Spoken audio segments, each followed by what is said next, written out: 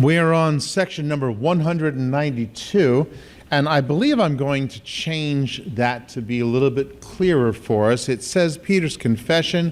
In the future books, whenever anybody gets them, it's going to be Peter's conversion. Peter's conversion. You might want to just cross that out in your book and change that over to Peter's conversion.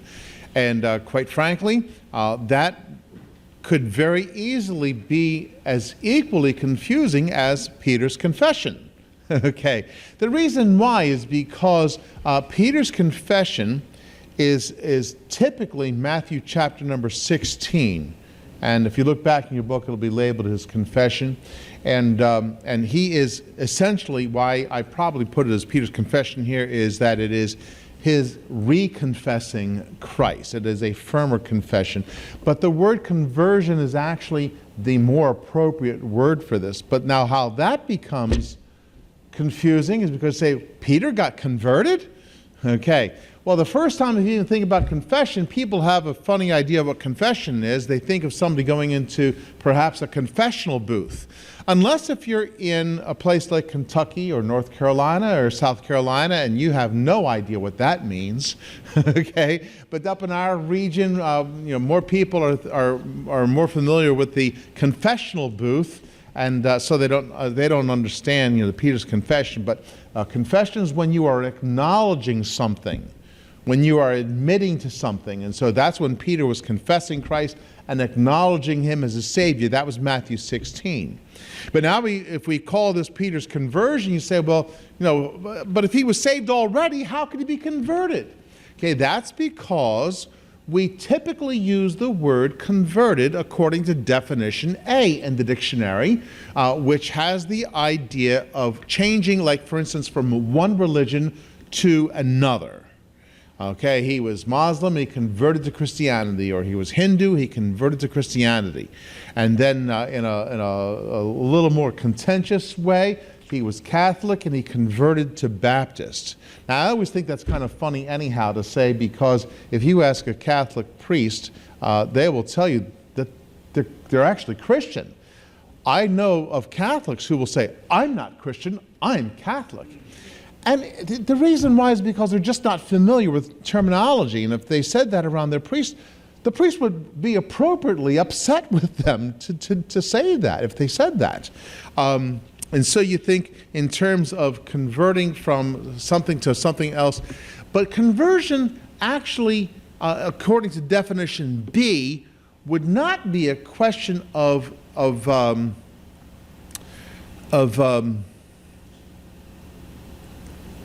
changing from one kind to another, but it'd be more like converting from an automatic transmission to a manual transmission in a car. It's still a car, it's still a transmission, it's just that it's more powerful. Or converting over to from burning oil to burning gas in your furnace instead. Okay, conversion has the idea of more of being fully won over, completely back into where you're supposed to be. And so it does not have to mean that you weren't saved before. It could just mean that you've gone from one power level to another power level. And that's really the better way to think of Peter's conversion. Okay, so that's generally what's going to be coming out here, and I probably should have waited till it came out in one of the questions, but I figured I might as well let you get an insight right away. So we have 1016, question number 1016. When Jesus went to Galilee, which is the Sea of Tiberias, how did the disciples respond to him?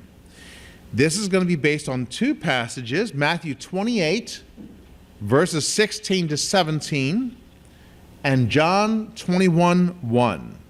Matthew 28, 16 to 17 says, Then the disciples went away into Galilee, into a mountain where Jesus had appointed them. And when they saw him, they worshipped him, but some doubted.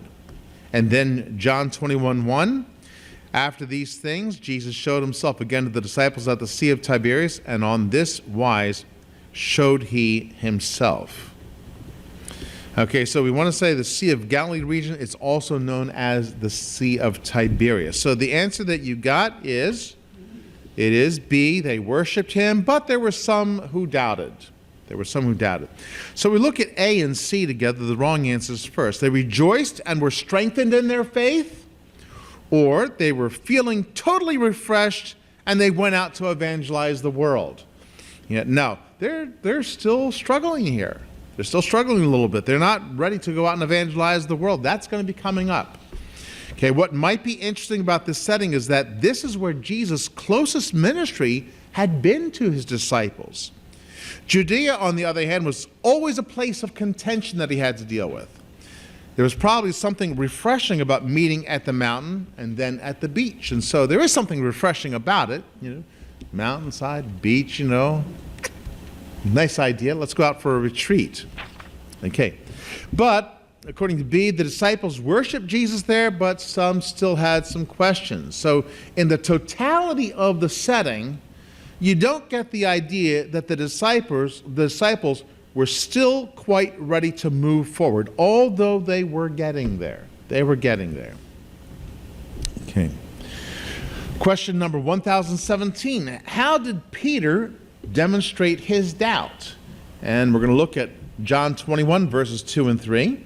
It says, there were together Simon Peter and Thomas called Didymus and Nathanael of Cana in Galilee and the sons of Zebedee and two other of his disciples. Simon saith unto them, I go a-fishing.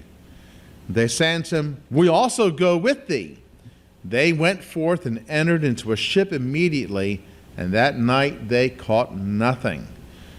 So the answer is A, he decided to go back to his fishing career. Okay, this demonstrates that he's not quite sure what to do and just go to the old fallback position. Okay, now there's nothing dishonorable about work. It's just that he had a calling that he had to contend with. Okay, so he was confused, as in C. No, he did not dwell in confusion. There's one thing that Peter didn't do, was he didn't dwell in confusion. Okay, he might have had some confusion, but he did not dwell there. He was always a man of action. He was always somebody who was moving ahead, full speed ahead, kind of impetuous.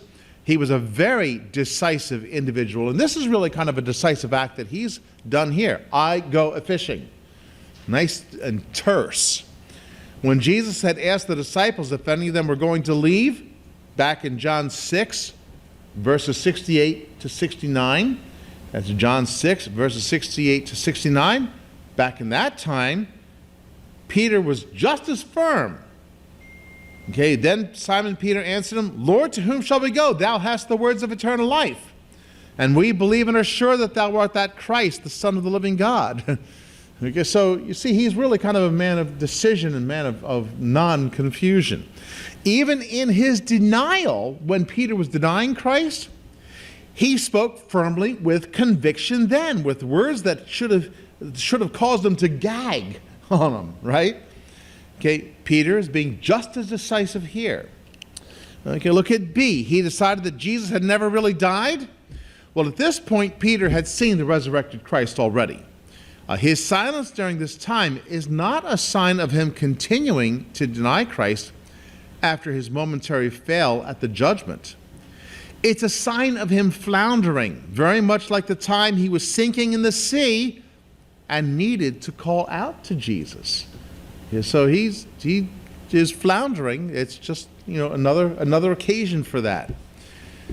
And so for A, he decided to go back to his fishing career. Peter did not know how to get back to Jesus properly. You've seen several opportunities when he could speak up or say something or rejoice over something, and the words are failing him. It seems like he just doesn't know how to do it. He made a firm decision to not stand idly by, but to go back to fishing. Now, we might try to find something noble in Peter trying to act responsibly, to take charge of his life, but this would ultimately be a mistake. There might be failures in our Christian life, but the answer is to get back to serving Jesus responsibly, not to quit and pursue something worldly responsibly. You might say, well, I'm being responsible out in the world. No. You get back to serving God responsibly. Okay, which will encompass serving also, responsibly elsewhere. Okay, question 1018. We want to read Luke chapter 5, verses 4 to 11. Now, we're going to compare that to John 21, verses 5 to 11. Okay, now, some of you might have read Luke 5 and thought the answer was only coming from there, but this is something that I have done throughout the book. I generally do not put the scriptures in from the portion that we're reading. I wait till class time. So it's both Luke 5, 4 to 11, and we're going to be comparing that then to John 21, verses 5 to 11. So the question is, what gave Peter a clue that Jesus was calling from the shore? So let's read Luke 5, 4 to 11. Now, when he had left speaking, he said unto Simon, launch out into the deep and let down your nets for a draught. And Simon answering said unto him, Master, we have toiled all night and have taken nothing. Nevertheless, at thy word I will let down the net. And when they had this done, they enclosed a great multitude of fishes, and their net brake. And they beckoned unto their partners, which were in the other ship, that they should come and help them. And they came and filled both the ships, so that they began to sink. When Simon Peter saw it, he fell down at Jesus' knees, saying, Depart from me, for I am a sinful man, O Lord. For he was astonished, and all that were with him, at the draught of the fishes which they had taken. And so was also James and John, the sons of Zebedee, which were partners with Simon. And Jesus said unto Simon, Fear not, from henceforth thou shalt catch men. And when they had brought their ships to land, they forsook all and followed him. And that was at the beginning of Peter's commitment to Christ. Okay, this is the moment where they forsook everything and they're following Christ at that point. They had an encounter before that. This was where they said they forsook all and followed him. And so that was at the beginning of Jesus' ministry with them. Now we compare that to John 21, and we're going to see similar elements here now. John 21, verse 5 says, Then Jesus saith unto them, Children, have ye any meat? They answered him, No. He said to them, Cast the net on the right side of the ship, and ye shall find. They cast therefore, and now they were not able to draw it for the multitude of fishes. You can imagine what's going on in Peter's mind. It's like, okay, this looks familiar. It's like deja vu all over again. Therefore that disciple whom Jesus loved saith unto Peter, It's the Lord. Now when Simon Peter heard that it was the Lord, he girt his fish's coat unto him, for he was naked, and did cast himself into the sea. And naked here does not mean that he was stark naked. Okay, it's a reference to being half undressed.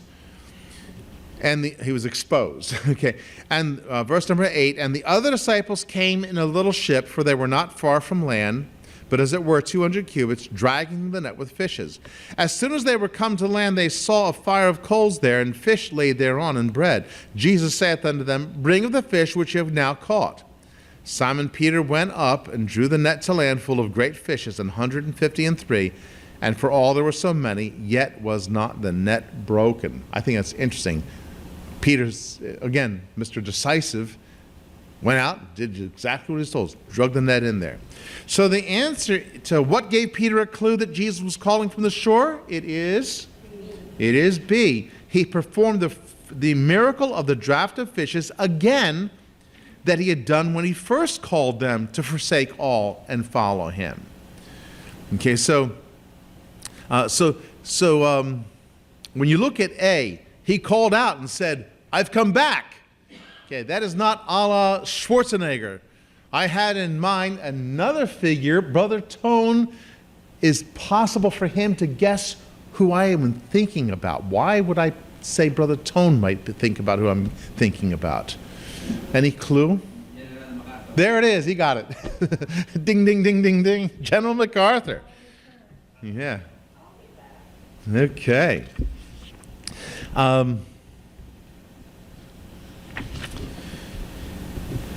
This from this article.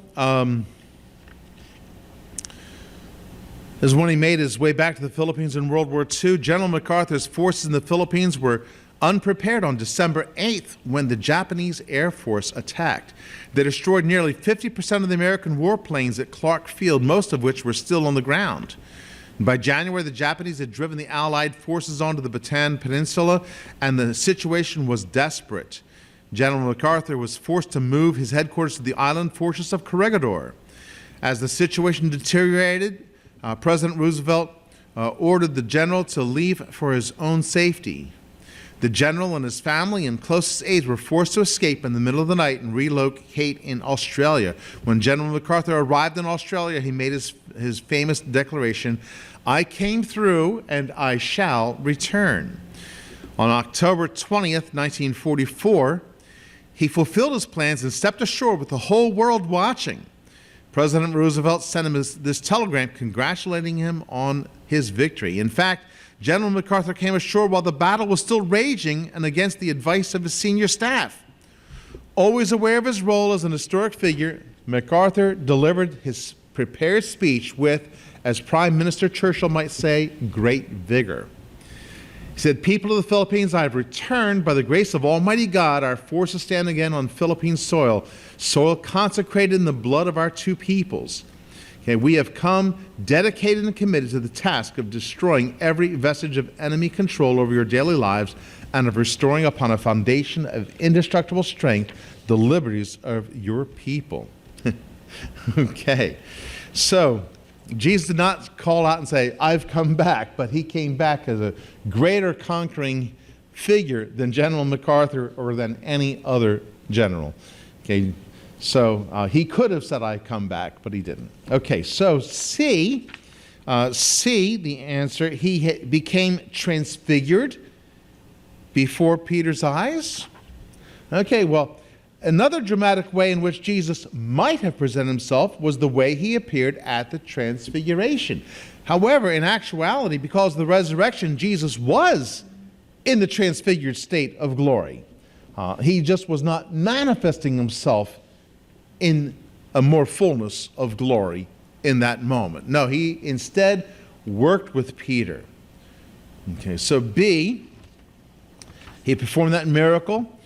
And you say how dramatic it must have been for the disciples as Jesus essentially repeated their calling in much the same way as the first time he had filled their nets. And so powerful. You know, God is just so good that way to us. It's like, okay, let's do take number 2. Miss Wilma, yes. Peter was always a fisherman. He counted how many fish there were. Oh, yeah. Peter was always a fisher. He was the consummate fisherman. She says he counted how many fish there were. Yeah, there's a count that's given in there. 153. Okay. Question 1019. What did Peter answer when Jesus asked him if he loved him from the word agape? Okay, now this is a very specific set of words that are being used here. It's going to make a difference in the next questions. You want to take close note of the words that are being used. John 21:15. So when they had dined, Jesus said to Simon Peter, "Simon, son of Jonas, lovest thou me more than these?" He saith unto him, "Yea, Lord, thou knowest that I love thee." He saith unto him, "Feed my lambs." Okay, so this is a little bit of advanced teaching that you should have gotten somewhere over the years, and it might confuse somebody else. But what answer did you get? Okay, it is supposed to be A, yes. He said he loved from phileo with a brotherly love. And you might have gotten out a commentary that might have pointed that out to you. Okay. Let's look at the other answers first. Okay, C, he said yes, but not as much as fishing or the other disciples. Okay, Jesus asked him, "Lovest thou me more than these?" Well, there's a question. We don't know exactly what the these is. Was it the fish? Was it the disciples? We don't know. Was it fishing? We don't know. But it doesn't matter. It could be both of them for all that matter. Peter had committed himself to never forsaking Christ, even if all the others would. And so Jesus could have been reminding Peter of that. That's a possibility. Or if he loved him more than going back to fishing. Peter didn't actually say yes, going to the heart of the matter of his love for Jesus. He didn't actually say yes. He says, you know, Lord, thou knowest that I love thee. Okay, he's trying to change the word around. Okay, so we look at B compared with A. He said no. Well, in a way, Peter was actually saying no to Jesus because he didn't respond with the word that Jesus used. Jesus used one word for love, but Peter answered back with another word for love. Peter was being humbled in this moment because he knew that if you're going to say something so boldly, you have to be able to back it up, and he knew he couldn't back it up at this point. He knew by experience by now that it was possible to fail and that he shouldn't just assume that he's going to be able to succeed just by positive thinking and willpower. This is something I see with people a lot of times. People, I think because we are attuned to thinking that if anything is negative said, that that's sinful somehow. And so we say, oh, everything's going to work out. Maybe not. Okay, are we going to lose our faith if things don't work out? Maybe God's going to have a different kind of lesson for us to use. Or maybe God's going to put us somewhere that we don't think, we can't anticipate how we could be used in that greater way. I like to point out at times like this, I've told this story a number of times about this guy in Bayonne who's a Satanist, and he challenged me after the attack on 9/11, and he asked about this Christian couple who was on one of the planes that went down in Pennsylvania, and he said, where was God there? Why didn't God help them? I said, because maybe God wanted them right there. Maybe that was their assignment, was to give testimony. We have no idea, but I'll tell you, I'll bet you anything they were witnessing to somebody. Okay, I'll bet you they would say, hey, we're going down, you need Jesus. Okay, so we don't know what God's exactly doing. So sometimes we're bold when we shouldn't necessarily be so boldly claiming, oh, this is what God is all about. Okay, and so Peter was certainly in that position. So we get to question 1020. Why did Peter get upset when Jesus asked him the third time about his love? Now, this would take a commentary ordinarily, but you might have been able to sort of figure it out by context. John 21:17. John 21, verse 17. He saith unto him the third time, Simon, son of Jonas, lovest thou me? I will tell you right now that Jesus switches words on him. First two times around, he says to him, lovest thou me, with the word agape. The third time, and Peter, by the way, he answers back with the word phileo those two times. And Jesus is like, okay, how about this? Do you even love me with a brotherly love? Okay. Peter was grieved because he said unto him the third time, lovest thou me? He's grieved because the third time he changed the word. And he said unto him, Lord, thou knowest all things, thou knowest that I love thee. Jesus saith unto him, feed my sheep. So the answer that you should have gotten would be then, it's going to be A. Jesus asked him if he loved him using the word for brotherly love. And so that's why it would be A. Okay? So he's saying, Peter's like grieved because Jesus switches the word around on him. It's like, okay, well, you're not asking me anymore if I have this godly love for you, this deep love. He's like, it's like Jesus is calling his number on this. He's calling him out. Okay, fine. You won't answer me back with agape. You won't say agapao. You won't say that. Well, fine.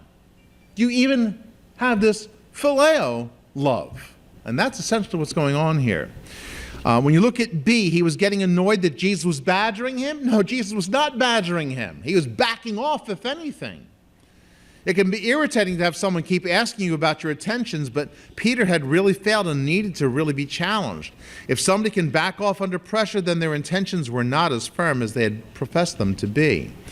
When you say C, he was getting upset that Jesus was questioning his love. No, Jesus was no longer questioning Peter's love in the sense of agape. He was no longer questioning that. Now he is Moving on. And so it's A, Peter was agitated because he knew that Jesus was calling him on the terms that Peter was willing to use. Peter knew that he couldn't claim to love God with agape. And so Peter felt that even though he could not so boldly claim he loved Jesus, he could perhaps be bold enough to love Jesus, at least with brotherly love. And so this is why he's grieved. It's like, oh, yeah, okay. It's like you're lowering your estimation of me, Jesus. Yeah, I can at least do that, is what he's saying. Okay, question 1021. What did Jesus want Peter to do because of his love? And this is going to be based on John 21:15-17. So when they had dined, Jesus saith to Simon Peter, Simon, son of Jonas, lovest thou me more than these? He saith unto him, Yea, Lord, thou knowest that I love thee. He saith unto him, Feed my lambs. He saith to him again the second time, Simon, son of Jonas, lovest thou me? He saith unto him, Yea, Lord, thou knowest that I love thee. He saith unto him, Feed my sheep. He saith unto him the third time, Simon, son of Jonas, lovest thou me? Peter was grieved because he said unto him the third time, Lovest thou me? And he said unto him, Lord, thou knowest all things. Thou knowest that I love these. Jesus saith unto him, Feed my sheep. So what did Jesus want Peter to do because of his love? Feed his lamb and his sheep. Okay, because of the experience that Peter had gone through, he's now ready to feed young and mature believers alike.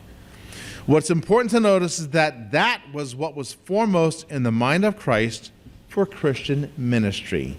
Jesus did not tell Peter to seclude himself in a monastery so he can contemplate the glory of God. He did not tell him to argue theology, although both of these things, except for the living in a monastery, are actually important. Contemplating God and being able to argue theology, they are important things.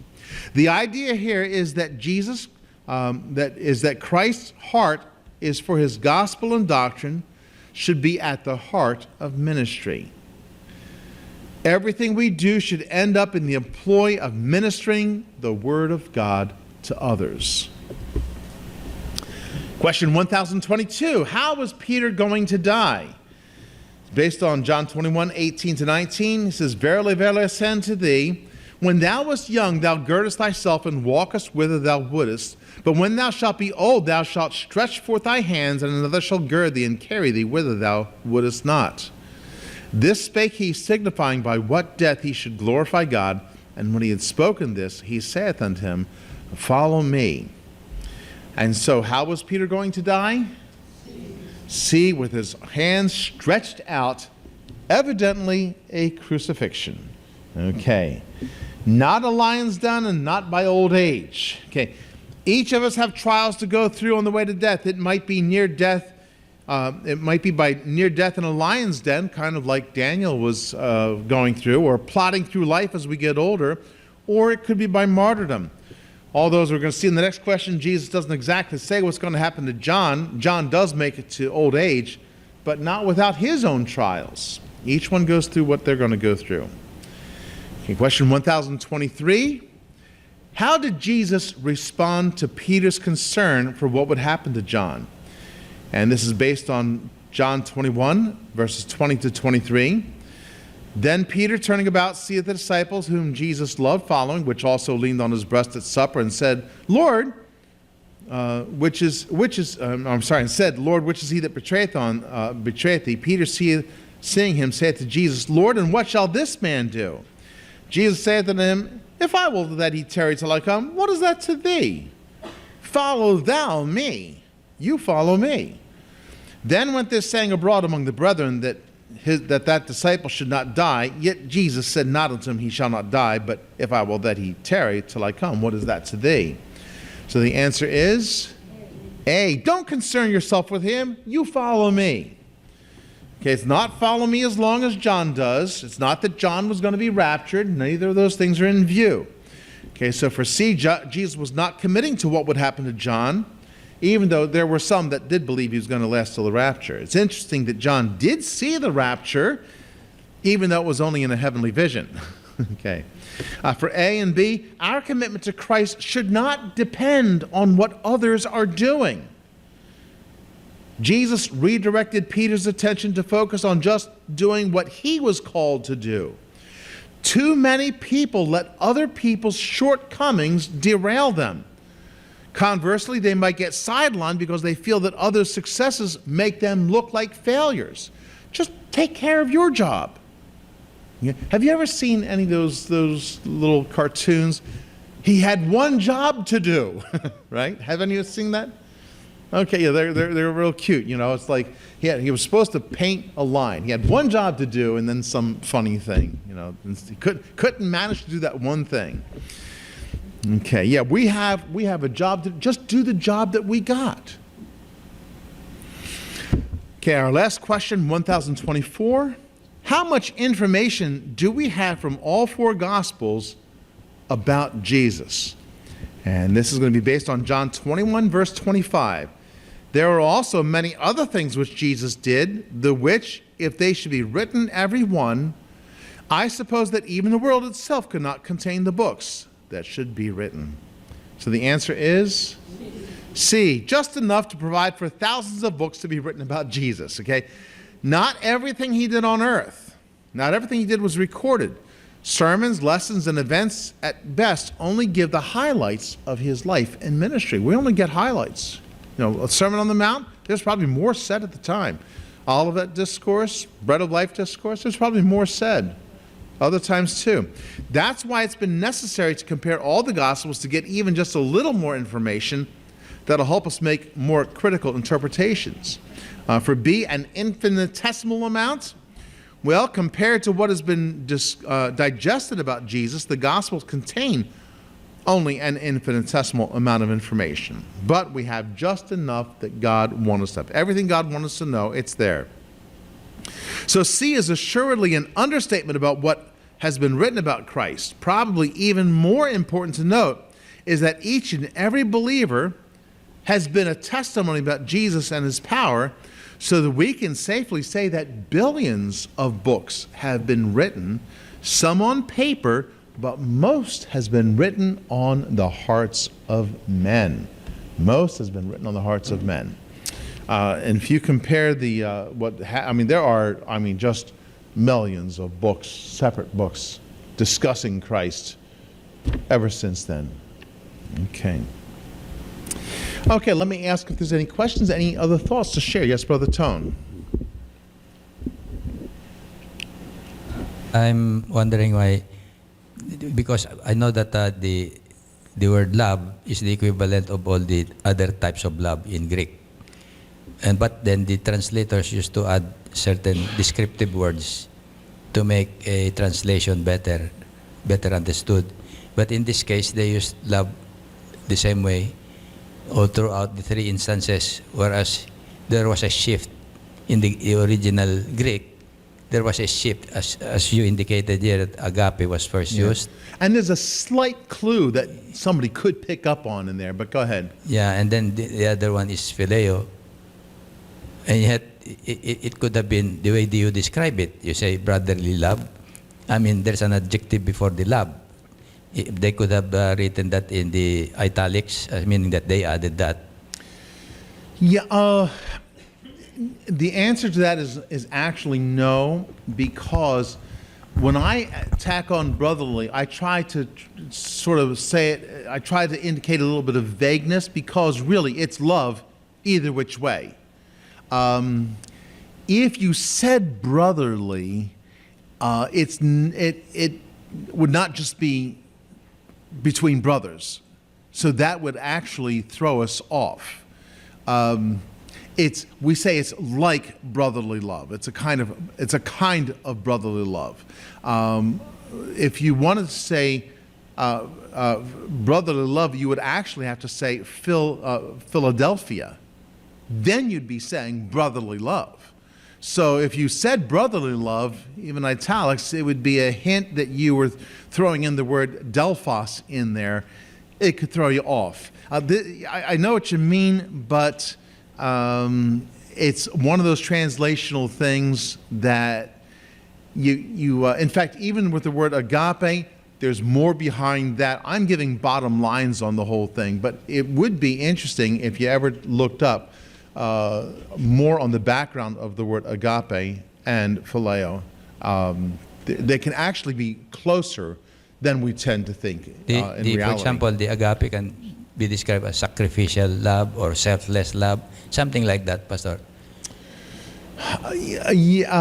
Because the example of agape love is what Christ demonstrated on the cross for all Yes. of us, and therefore that can be described as sacrificial or selfless, thinking of the good of all the others. It would be kind of similar to what you would see over in 1 Corinthians 13, where it's translated charity instead of, but that's a judgment call to try to bring something else out. I think the terseness of the moment probably is more important to convey. It's like, okay, you love me, and he's grieved. Oh Lord, you know I. Okay. And so it's like the sharpness of the presentation is probably maybe what was leaned on more. I will say this: it's what the Holy Spirit directed in, so we'll take that. Okay, but yeah, if you did that, I understand what you're saying. You would run into a few other troubles if you did that, though.